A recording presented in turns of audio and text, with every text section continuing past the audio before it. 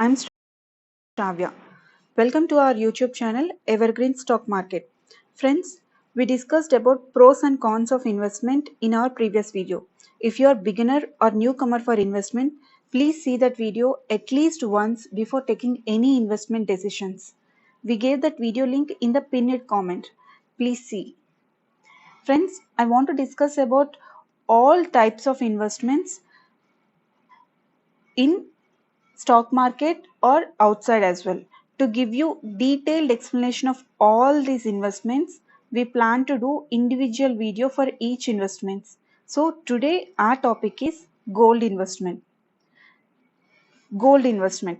Whether it's rich, poor or middle class, everyone would have definitely purchased gold at least at one point of time in their life, right?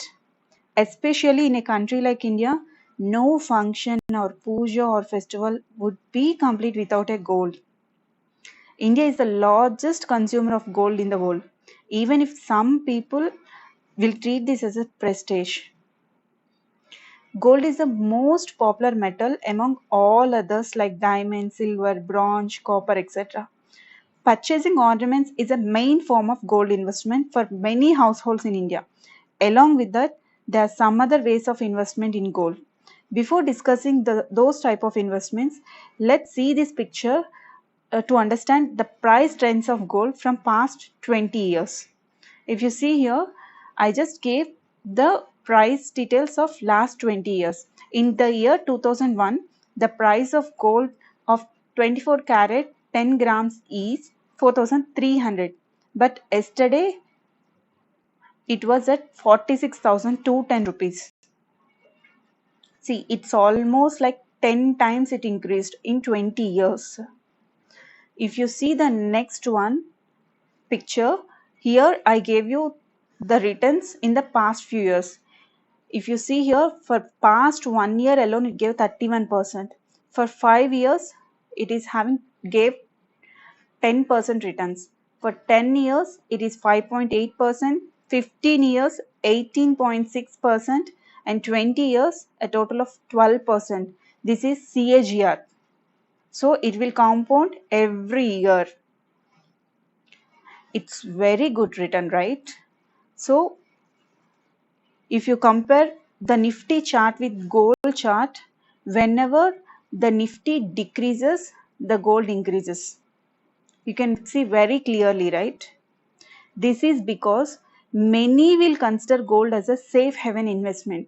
That means if you invest in both gold and stocks, over the years you can earn nice profits. That is the reason I want to explain about gold detailedly. So let's discuss about different types of gold investments. The first one among them is physical gold. Physical gold examples are like ornaments, gold coins, gold bars. Ornaments everyone know. Bangles, earrings, necklace, whatever it is. So the one which we wear. And the next one is gold coins like 1 gram, 2 gram, 5 gram, 10 gram like that. A small quantity of gold coins. But gold bars are nothing but huge quantity. So the main advantage of physical gold is direct ownership. If you have gold in hand, you can sell it whenever you want. You can make ornaments with that. You can pawn it somewhere to get the loans. But the disadvantage is, to buy those things in physical form, you need to pay delivery and processing fees. If you want to make ornaments with that, you need to pay making charges, VAT taxes. Many are there. And that too, the safety is a concern. If you have to keep gold in your home, you have to be very careful and you should have very high safety measures to be in place. The second one is gold saving schemes. It is very popular in India. A typical one will allow you to deposit fixed amount every month for a particular tenure. When the term ends, you can buy gold at that value equivalent to the total money deposited. For example, if you are investing 5,000 in any one of the scheme, After 11 months, your investment will be 55,000. But that particular scheme person will give you 5,000 as an extra last installment to you. So your total returns investment would become 60,000. So you'll be paying 55,000. That guy will give you 5,000 and your investment will be 60,000. Either you can take the money back or you can get the same amount of gold for that price. The famous schemes which I know personally are these schemes from Tanish, GRT, Jose Alucas, Malabar. So the next one is investments on gold mining company stocks. There are many stocks in stock market. Likewise, the companies who will do the mining of gold will also trade in stock market. So if you want to invest in gold, you can invest in these companies as well. But as of now, there is only one gold mining stock in stock exchange, which is Deccan Gold. It is the first and the only gold company listed on stock exchange, and that too it is listed only on BSE, Bombay Stock Exchange. It is not listed on National Stock Exchange. And that too, if you see the price here, on 2008 when it listed, the price is at 142 rupees. But as of yesterday, it was at 19 rupees. See how it got reduced. Like any other stocks, gold mining company stocks also would suffer with the issues like management, performance, profits, etc. If the company is performing well, you would have get more returns than the gold. But since this company is not performing well, the stock price has been reduced. Now coming to the next one, gold mutual funds or ETFs. Not only in stocks, mutual funds will also invest in gold. Unlike physical gold investments, mutual funds comes with benefits like minimum investment, diversification and SIP. Minimum investment, like if you want to purchase some 1 gram of gold outside in physical form, you need to spend some 3,000 to 4,000 rupees. But for mutual funds, they will give some minimum amount and you can invest that one. And you can invest monthly in a SIP form also, like a minimum of 1,000 rupees. So in the long run, you will get the benefits of gold price increase.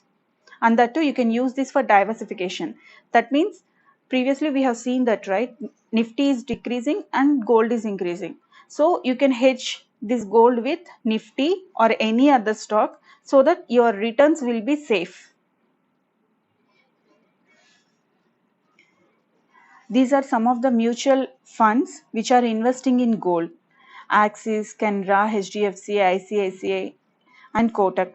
There are many other, but I brought, when I searched in online, I got these ones and I thought these are like some nice ones. That's why I mentioned it here. Along with the advantages of this, there are some, I can't say it's a disadvantage, but there are something which you need to consider before investing in gold funds. That is, like stock mutual funds, it won't offer exceptional returns. Why? Because gold will increase occasionally or seasonal basis. Previously also we discussed, right? When Nifty is reducing, the gold is increasing or in a medium level.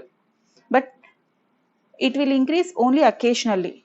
In the other times, it will give only lower returns. So my suggestion would be use gold funds as a hedge, so that since gold is not responsive to stock market movements, holding it helps in hedging the risk associated with market linked investments. And the next one is gold futures. So someone wants to trade in gold like other stocks. For those people, this is very helpful. This is my trading account Zerodha.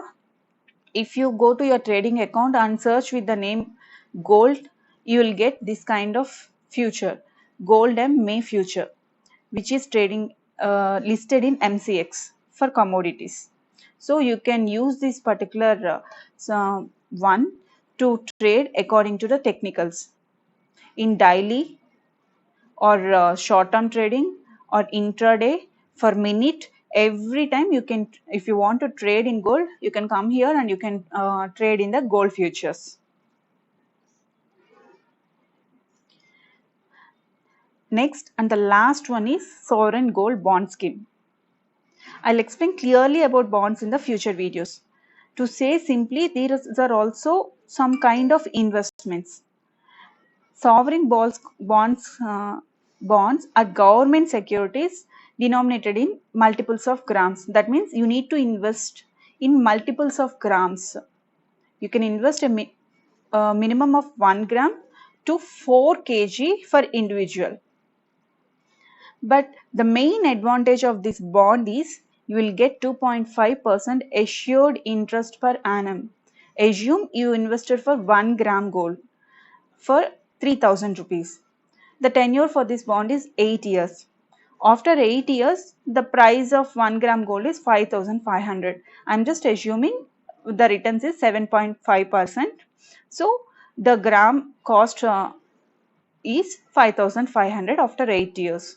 Along with 5500, 8 years 2.5% interest will be 600 rupees. So the total returns after 8 years is 6100 rupees. And the next benefit is it is tax free if you hold till maturity. That means it is 8 years. After 5 years, if you want to withdraw, you can do it. But if you hold till 8 years, you can claim the tax. You don't have to pay tax for your returns of 3000 plus 3. You invested 3000, the returns is 6100. You got a return of 3100. That means you don't have to pay for this final amount profit. And next is it's risk free. Instead of risk free, you can say the government guarantee would be there because the bonds were issued by Reserve Bank of India on behalf of Government of India. So government will give guarantee for these bonds. So if you want to invest in these bonds, you can search in NSE website for all the details. If you want, I can post that link in the pinned comment as well. That's it for today, friends.